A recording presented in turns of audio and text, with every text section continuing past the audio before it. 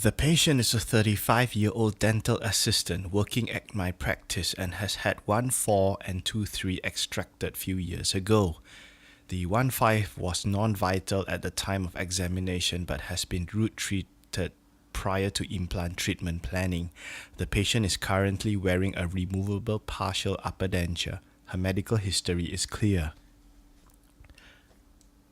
Evaluation of the patient's current dental condition through intraoral examinations, charting, diagnostic casts, photographs, periapical and panoramic radiographs, and other diagnostic aids are very, very essential and important. These are needed not just to determine the quality and quantity of alveolar bone, but also the existence of malocclusion, caries, periapical lesions, and periodontal disease. Information gathered during the clinical examination is of great importance, and this exam should be done meticulously and routinely with every patient. It should always start with the assessment of the patient's extraoral conditions, such as also the palpation of the face and neck, with attempts to detect any abnormalities of lymph nodes and glands. Intraoral examination should include visualization of every single area of the oral cavity lined with mucosa, the tongue, the throat, and finally, an evaluation of the condition of the teeth. All this important information should be written in the patient's chart immediately after examination.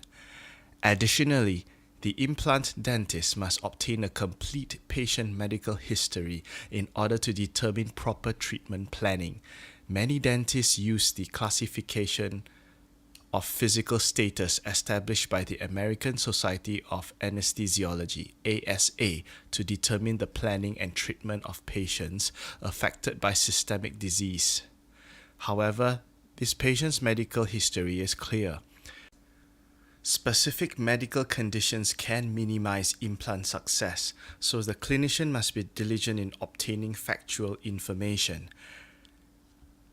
The patient's medical form can generally contain 3 categories of information: general, medical history, and dental history. Successful oral implantation is highly dependent on proper preoperative treatment planning, in which appropriate radiographic evaluation of the edentulous ridge and potential implant sites play a key role. In this case, the OPG, orthomontomograph, is also supplemented by cross-sectional bone mapping performed on the cross-cut study model. This is a cheap and relatively reliable way to find out the tomographic outline and configuration of the alveolar bone of the place to be implanted. The dental implant surgeon can use a surgical template as a positional guide for implant placement to determine ideal mesiodistal, buccolingual, and long axis orientations of the implant. To be effective, the surgical templates must be designed to provide stability and proper orientation after the tissue flaps have been raised. In this case, we used back the patient's old denture.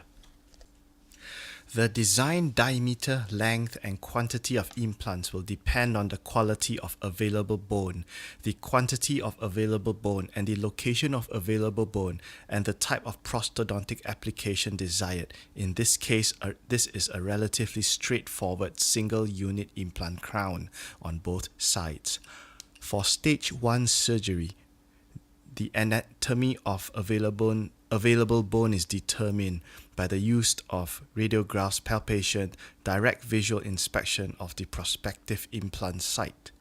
Before the dental implant procedure has begun, the anatomical features such as the maxillary sinus needs to be established. In this case, the risk of sinus perforation is very low.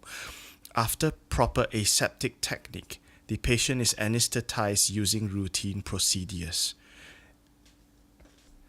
Before placing anterior single-tooth implants, the clinician must be aware of certain placement criteria, such as the anatomy of the implant, the type of periodontium, pre-existing root form and position, and root morphology. Additionally, to obtain optimal aesthetics, the clinician must consider the soft tissue anatomy, bone dimension, and smile line.